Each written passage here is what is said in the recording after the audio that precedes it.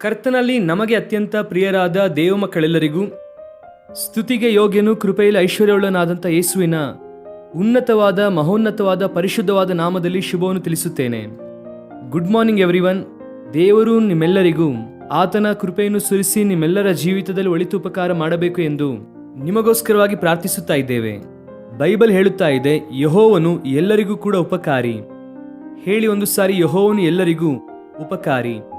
ಆತನು ಯಾರೊಬ್ಬರನ್ನು ಕೂಡ ನಷ್ಟ ಮಾಡುವವನಲ್ಲ, ಅಥವಾ ಆತನನ್ನು ಅಂಗೀಕರಿಸುವವರನ್ನು ಯಾವತ್ತೂ ಕೈಬಿಡುವ ದೇವರಲ್ಲ. ಖಚಿತವಾಗಿ ಮನುಷ್ಯರ ಜೀವಿತದಲ್ಲಿ ದೇವರಿಗೆ ಇರುವಂತಹ ಪ್ರಣಾಳಿಕೆ ಉನ್ನತವಾಗಿರುವುದರಿಂದ ಆತನ ಪ್ರಣಾಳಿಕೆಯನ್ನು ನೆರವೇರಿಸುವುದಕ್ಕೆ ಆತನು ಯಾವಾಗಲೂ ಇಷ್ಟಪಡುವವನಾಗಿದ್ದಾನೆ. ಈ ಸೇವೆಯ ಮೂಲಕ ಪ್ರತಿದಿನ ನಿಮಗೆ ವಾಕ್ಯವನ್ನು ಹೇಳುತ್ತಾ ಇದ್ದೇವೆ. ವಾಗ್ದಾನ ಸಂದೇಶವನ್ನು ಕೇಳುತ್ತಾ ಇದ್ದೀರಾ?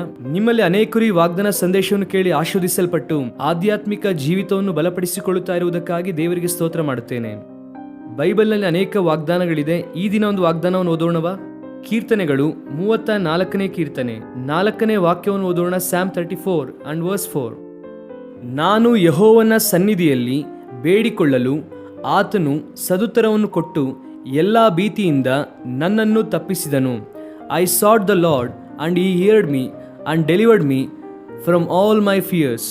ದೇವರ ನಾಮಕ್ಕೆ ಸ್ತೋತ್ರ ಉಂಟಾಗಲಿ. Hallelujah, praise the Lord. ಎಲ್ಲ ಭಯ ಎಂದು ಹೇಳಿದ್ದಾರೆ ಅಥವಾ ಕೆಲವು ಭಯ ಎಂದು ಹೇಳಿದ್ದಾರೆ? ಎಲ್ಲ ಭೀತಿಯಿಂದ. Price the lord. ದೇವರ ಬಳಿಗೆ ಬರುವಾಗ ಎಲ್ಲ ಭಯದಿಂದ ಬಿಡುಗಡೆಯನ್ನು ಹೊಂದುತ್ತೇವೆ.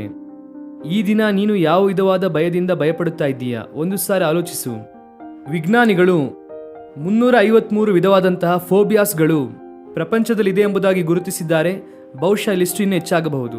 ಅಂದರೆ ಅನೇಕ ವಿಧವಾದಂತಹ ಭಯ ಮನುಷ್ಯನಿಗೆ ಇದೆ. ಎತ್ತರವಾದ ಸ್ಥಳ ಅಂದರೆ ಭಯ, ನೀರು ಅಂದರೆ ಭಯ, ಕತ್ತಲೆ ಅಂದರೆ ಭಯ, ಆನಂತರ ಇನ್ನೂ ಅನೇಕ ವಿಧವಾದಂತಹ ಭಯ ಇದೆ ಎಂಬುದಾಗಿ ಇಟ್ಟುಕೊಳ್ಳಿ, ಅದು ಬೇರೆ ಸಂಗತಿ. ಆದರೆ ಯಾವ ವಿಧವಾದ ಭಯವು ನಿನ್ನಲ್ಲಿ ಇದೆ? ಈ ದಿನ ನಿನ್ನ ಹಿಂದಿನ ಜೀವಿತದ ಕುರಿತಾಗಿ ಭಯಪಡುತ್ತಾ ಇದ್ದೀಯಾ? ಭವಿಷ್ಯತ್ತಿನ ಕುರಿತಾದ ಭಯ ಬಹುಶಃ ನಿನ್ನನ್ನು ಅಲ್ಲೋಲ ಕಲ್ಲೋಲ ಮಾಡುತ್ತಾ ಇದೆಯಾ? ಯಾರೋ ಏನು ಹೇಳಿದ್ದಾರೆ ಎಂದು, ಪಿಟಿಷನ್ ಕೊಡುತ್ತಾ ಇದ್ದಾರೆ ಎಂದು, ಸವಾಲು ಎಸಗಿದ್ದಾರೆ ಎಂದು, ನಿನ್ನ ಕತೆ ಮುಗಿಸುತ್ತೇನೆ ಎಂದು ಹೇಳಿದ್ದಾರೆ ಎಂಬುದಾಗಿ ವಿಪರೀತವಾಗಿ ಭಯಪಟ್ಟು ಸ್ಟ್ರೆಸ್ಗೆ ಗುರಿಯಾಗಿದ್ದೀಯಾ? ನಿನ್ನ ಉದ್ಯೋಗದಲ್ಲಿ ಸ್ಟ್ರೆಸ್ ಔಟ್ ಆಗುತ್ತಾ ಇದೆಯಾ? ನಿನ್ನ ವ್ಯಾಪಾರದಲ್ಲಿ ನಷ್ಟವನ್ನು ಎದುರಿಸುತ್ತಾ ಇರುವುದರ ನಿಮಿತ್ತ ನನ್ನ ಜೀವಿತ ಇದರೊಂದಿಗೆ ಮುಗಿಯುತ್ತದೆ ಎಂಬುದಾಗಿ ಅಂದುಕೊಳ್ಳುತ್ತಾ ಇದ್ದೀಯಾ? ಅಲ್ಲಿಯ ತನಕ ಚೆನ್ನಾಗಿದ್ದಂಥ ನಿನ್ನ ಕುಟುಂಬವು ಯಾವುದೋ ಒಂದು ಅನಾನುಕೂಲವಾದ ಪರಿಸ್ಥಿತಿ ಬಂದಾಗ, ಎದುರು ನೋಡದೇ ಇರುವಂತಹ ಸಮಸ್ಯೆ ಬಂದಾಗ, ಆಪತ್ತು ಬಂದಾಗ, ಯಾಕೆ ಹೀಗೆ ನಡೆಯಿತು, ಯಾಕೆ ನನಗೇನೆ ಈ ರೀತಿಯಾಗಿ ನಡೆಯಬೇಕು ಎನ್ನುವಂತಹ ಬಾಧೆಯಲ್ಲಿ ನೀನಿದ್ದೀಯಾ? ದೇವರು ನಿನ್ನೊಂದಿಗೆ ಮಾತನಾಡುತ್ತಾ ಇದ್ದಾರೆ. ನಿನ್ನ ದೇವರು ಎಷ್ಟು ಉನ್ನತನು ಅಂದರೆ, ಆತನು ಎಷ್ಟು ಸಾಮರ್ಥ್ಯವುಳ್ಳವನು ಅಂದರೆ, ನಿನಗೆ ಉಂಟಾದಂತಹ ಎಲ್ಲ ಭಯದಿಂದ ನಿನ್ನನ್ನು ಬಿಡಿಸಿ ತನ್ನ ಮಹಿಮೆಗೋಸ್ಕರವಾಗಿ ಆತನು ನಿನ್ನನ್ನು ನಿಲ್ಲಿಸುತ್ತಾನೆ. ಇವರ ದೇವರು ಇವರ ಪಕ್ಷದಲ್ಲಿ ಇದ್ದಾರೆ ಎಂಬುದಾಗಿ ಅನೇಕರು ಗುರುತಿಸುವ ಹಾಗೆ ಸ್ಪಷ್ಟವಾದ ವಿಧಾನದಲ್ಲಿ ನಿನ್ನ ಜೀವಿತದಲ್ಲಿ ಒಳಿತನ್ನು ಮಾಡುವುದಕ್ಕೆ ದೇವರು ಇಷ್ಟಪಡುತ್ತಾ ಇದ್ದಾರೆ. ಗಮನಿಸಿರಿ, ನಾನು ಯೆಹೋವನ ಸನ್ನಿಧಿಯಲ್ಲಿ ಬೇಡಿಕೊಳ್ಳಲು ಆತನು ನನ್ನ ಮೊರೆಯನ್ನು ಆಲಿಸಿ ನನಗೆ ಸದುತ್ತರವನ್ನು ದಯಪಾಲಿಸಿದ್ದಾರೆ. ಕಷ್ಟ ಬಂದಾಗ ಯಾರ ಬಳಿಗೆ ಹೋಗುತ್ತಾ ಇದ್ದೀಯಾ? ಶ್ರಮೆ ಬಂದಾಗ ಯಾರ ಬಳಿಗೆ ಹೋಗಬೇಕೆಂಬುದಾಗಿ ತವಕಿಸುತ್ತಾ ಇದ್ದೀಯಾ? ಆಪತ್ತು ಬಂದಾಗ ಯಾರ ಸಹಾಯವನ್ನು ಕೋರುತ್ತಾ ಇದೆಯಾ? ಪರಿಶೀಲಿಸಿಕೊ ಒಂದು ಸಾರಿ. ಎಲ್ಲರೂ ಹೀಗೆ ಇರುತ್ತಾರೆ ಎಂಬುದಾಗಿ ಅಲ್ಲ, ಆದರೆ ಕೆಲವರು ಏನಾದರೂ ಕಷ್ಟ ಬಂದಾಗ, ಇಕ್ಕಟ್ಟು ಬಂದಾಗ ಅವಿಶ್ವಾಸಿಗಳ ಬಳಿಗೆ ಹೋಗುತ್ತಾರೆ, ಲೋಕ ಸಂಬಂಧವಾದ ವ್ಯಕ್ತಿಗಳ ಬಳಿಗೆ ಓಡುತ್ತಾರೆ. ಅವರ ಬಳಿ ಪರಿಹಾರ ಸಿಗುತ್ತದೇನೋ ಎಂಬುದಾಗಿ ಅನೇಕ ವಿಧವಾದ ಪರಿಸ್ಥಿತಿಗಳ ಮಧ್ಯದಲ್ಲಿ ಅವರಿಗೆ ಇರುವಂತಹ ಸಮಸ್ತವನ್ನು ಕೂಡ ಕಳೆದುಕೊಳ್ಳುವುದಕ್ಕೂ ಕೂಡ ಇಷ್ಟಪಡುವವರು ಅನೇಕರು ಇರುತ್ತಾರೆ. ಆದರೆ ಕೀರ್ತನಾಗಾರನು ನಮಗೆ ಕಲಿಸುತ್ತಾ ಇರುವಂತಹ ಪಾಠ ಏನಂದ್ರೆ, ನಮಗೆ ಸಮಸ್ಯೆ ಬಂದಾಗ, ಇಕ್ಕಟ್ಟು ಬಂದಾಗ, ಶ್ರಮೆ ಬಂದಾಗ ನಾನು ದೇವರ ಸನ್ನಿಧಿಯಲ್ಲಿ ಮೊರೆ ಇಡಲು. I sort the Lord. ನಾನು ದೇವರಲ್ಲಿ ಬೇಡಿಕೊಂಡೆನು, ಆತನ ಸನ್ನಿಧಿಯಲ್ಲಿ ಕೂತುಕೊಂಡೆನು. ಈ ದಿನ ಕೂತುಕೋ ದೇವರ ಸನ್ನಿಧಿಯಲ್ಲಿ. ನಿನ್ನ ಕಷ್ಟದಿಂದ ಬಿಡಿಸುವಂತಹ ದೇವರ ಸಮ್ಮುಖದಲ್ಲಿ ಸ್ವಲ್ಪ ಹೊತ್ತು ಕೂತುಕೋ. ದೇವರ ಸಮ್ಮುಖದಲ್ಲಿ ಮೊಣಕಾಲೂರಿ ಕೇಳು, ಕರ್ತನೇ ನನ್ನನ್ನು ಬಿಡಿಸಿ ಅಪ್ಪ, ನಿನ್ನನ್ನು ಬಿಟ್ಟರೆ ಬೇರೆ ಯಾರೂ ಇಲ್ಲ, ನೀವೇ ನನಗೆ ದಿಕ್ಕು ಎಂಬುದಾಗಿ ಹೇಳು. ಕರ್ತನು ನಿನ್ನನ್ನು ಬಲಪಡಿಸಿ ಸಾಕ್ಷಿಯಾಗಿ ನಿಲ್ಲಿಸುತ್ತಾರೆ. ನಿನಗಿರುವಂತಹ ಪ್ರತಿ ಚಿಂತೆಯಿಂದ ದೇವರು ತೊಲಗಿಸಿ ಆತನ ಮಹಿಮೆಗಾಗಿ ಉಪಯೋಗಿಸುವುದಕ್ಕೆ ಆತನು ಇಷ್ಟಪಡುತ್ತಿದ್ದಾನೆ. ದಾವಿದನ ಜೀವಿತದಲ್ಲೂ ಕೂಡ ದೇವರ ಸಮ್ಮುಖದಲ್ಲಿ ಅನೇಕ ಸಾರಿ ಬೇಡಿಕೊಳ್ಳುವಾಗ ದೇವರು ಸ್ಪಷ್ಟವಾಗಿ ಮಾತನಾಡಿದರು. ತನ್ನ ಪ್ರವಾದಿಗಳ ಮೂಲಕವಾಗಿ ಮಾತನಾಡಿದ ದೇವರು, ತಾನೇ ಸ್ವತಃ ಮಾತನಾಡಿದ ದೇವರು ಅನೇಕರ ಜೀವಿತದಲ್ಲಿ ಒಳಿತನ್ನು ಮಾಡಿದ್ದಾರೆ. And we are serving the same lord and same god today. ಅದೇ ದೇವರೊಂದಿಗೆ ಮಾತನಾಡುತ್ತಾ ಇದ್ದೇವೆ. ನಿನ್ನೊಂದಿಗೆ ಮಾತನಾಡುವುದಕ್ಕೆ, ನಿನಗೆ ಉತ್ತರ ಕೊಡುವುದಕ್ಕೆ ದೇವರು ಯಾವಾಗಲೂ ಸಿದ್ಧರಾಗಿದ್ದಾರೆ. ಆದರೆ ನನ್ನಲ್ಲಿ ಇರಬೇಕಾದದ್ದೇನೆಂದರೆ, ಆತನ ಸಮ್ಮುಖದಲ್ಲಿ ಮೊರೆ ಇಡುವಂತ ಅನುಭವ ನಮ್ಮಲ್ಲಿರಬೇಕು, ಬೇಡಿಕೊಳ್ಳುವಂತ ಅನುಭವ ನಮ್ಮಲ್ಲಿರಬೇಕು. ನಾನು ನನ್ನ ಜೀವಿತದಲ್ಲಿ ಕಲಿತುಕೊಂಡಿದ್ದೇನೆ. ನಮ್ಮ ತಾಯಿಯವರು ಚಿಕ್ಕ ವಯಸ್ಸಿನಲ್ಲಿದ್ದಾಗ ಅನೇಕ ಪಾಠಗಳನ್ನು ಕಲಿಸಿದ್ದಾರೆ. ಏನಾದರೂ ಕಷ್ಟ ಬಂದಾಗ, ಏನಾದರೂ ಇಕ್ಕಟ್ಟು ಬಂದಾಗ ಮಮ್ಮಿ ಡ್ಯಾಡಿ ಎಂಬುದಾಗಿ ಹೇಳಬೇಡಿ.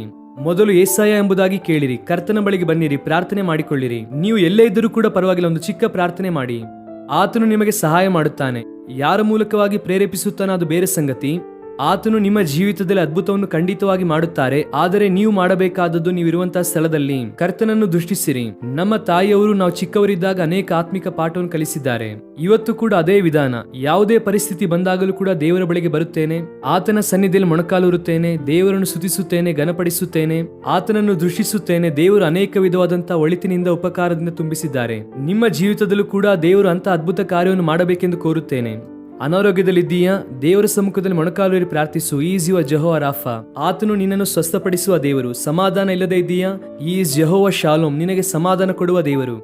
ಒಂದು ವೇಳೆ ನಿನ್ನ ಜೀವಿತದಲ್ಲಿ ಜಯ ಇಲ್ವಾ? ಪ್ರತಿಕೂಲವಾದ ವಾತಾವರಣದಲ್ಲಿ ಜೀವಿಸುತ್ತಾ ಇದ್ದೀಯಾ? ಕರ್ತನನ್ನು ದೃಷ್ಟಿಸು. ಆತನು ನಿನಗೆ ಸಂಪೂರ್ಣವಾದ ಜಯವನ್ನು ಅನುಗ್ರಹಿಸಿ ಅದ್ಭುತವನ್ನು ನಿನ್ನ ಜೀವಿತದಲ್ಲಿ ಮಾಡುತ್ತಾರೆ. ಸೊ ಈ ವಾಗ್ದಾನವನ್ನು ದಿನವೆಲ್ಲ ಕ್ಲೈಮ್ ಮಾಡಿಕೊಂಡು ದೇವರಿಗೆ ಸ್ತೋತ್ರ ಮಾಡಿರಿ. ಕರ್ತನು ನಿಮ್ಮನ್ನು ತನ್ನ ಮಹಿಮೆಯಿಂದ ತುಂಬಿಸುವವರಾಗಿರಲಿ. ಆಮೇನ್. ಪ್ರಾರ್ಥನೆ. ಪ್ರೀತಿಯುಳ್ಳ ನಮ್ಮ ತಂದೆ, ನಾನು ದೇವರ ಸನ್ನಿಧಿಯಲ್ಲಿ ಬೇಡಿಕೊಳ್ಳಲು ಆತನು ನನಗೆ ಉತ್ತರ ದಯಪಾಲಿಸಿದ್ದಾರೆ. ನನಗೆ ಉಂಟಾದ ಎಲ್ಲಾ ಭೀತಿಯಿಂದ ಆತನು ನನ್ನನ್ನು ತಪ್ಪಿಸಿದ್ದಾನೆ ಎಂಬುದಾಗಿ ಕೀರ್ತನಗಾರನು ಹೇಳಿದ ಪ್ರಕಾರ ಈ ದಿನ ನಮ್ಮ ಜೀವಿತದಲ್ಲಿರುವಂತ ಎಲ್ಲಾ ಭಯದಿಂದ ನೀವು ಬಿಡಿಸುವಂತ ದೇವರಾಗಿದ್ರೆ ಅದಕ್ಕಾಗಿ ಸ್ತೋತ್ರ. ನಮ್ಮ ಪ್ರಿಯರು ಯಾವ ವಿಧವಾದಂತಹ ಭಯದಿಂದ ಪೀಡಿಸಲ್ಪಡುತ್ತಾ ಇದ್ದಾರೋ, ಬಾಧಿಸಲ್ಪಡುತ್ತಾ ಇದ್ದಾರೋ ಅವರೆಲ್ಲರನ್ನು ಕೂಡ ನೀವೇ ಮುಟ್ಟಿ ಕನಿಕರಿಸಿ ಬಲಪಡಿಸಿ ಸಹಾಯ ಮಾಡಿ ಅಪ್ಪ. ಸಂಪೂರ್ಣವಾದ ನಿಮ್ಮ ಕೃಪೆಯನ್ನು ಅವರ ಮೇಲೆ ಸುರಿಸಿರಿ. ಆರ್ಥಿಕ ಸಂಕಷ್ಟದಲ್ಲಿರುವಂತವರನ್ನು ನೀವೇ ನೆನಪಿಸಿಕೊಳ್ಳಿರಿ. ಅನಾರೋಗ್ಯದಲ್ಲಿ ಬಿದ್ದಿರುವಂತವರನ್ನು ನೀವೇ ಮೇಲೆತ್ತಿರಿ. ಯಾರ್ಯಾರು ಐಸಿಯುನಲ್ಲಿ ಇದ್ದಾರೋ ಕರ್ತನೆ ಅವರನ್ನು ಬಿಡಿಸಿರಿ ಅಪ್ಪ, ಸ್ವಸ್ಥಪಡಿಸಿರಿ. ನಿಮ್ಮ ಮಹಿಮೆ, ನಿಮ್ಮ ಪ್ರಭಾವವನ್ನು ಯಾವಾಗಲೂ ಅವರ ಮೇಲೆ ಸುರಿಸಬೇಕೆಂದು ಕೋರುತ್ತಾ ಯೇಸು ಕ್ರಿಸ್ತನ ನಾಮದಲ್ಲಿ ಬೇಡಿ ಹೊಂದಿಕೊಳ್ಳುತ್ತೇವೆ ನಮ್ಮ ತಂದೆಯೇ. Amen, amen, amen. God bless you dear friends. Have a wonderful day.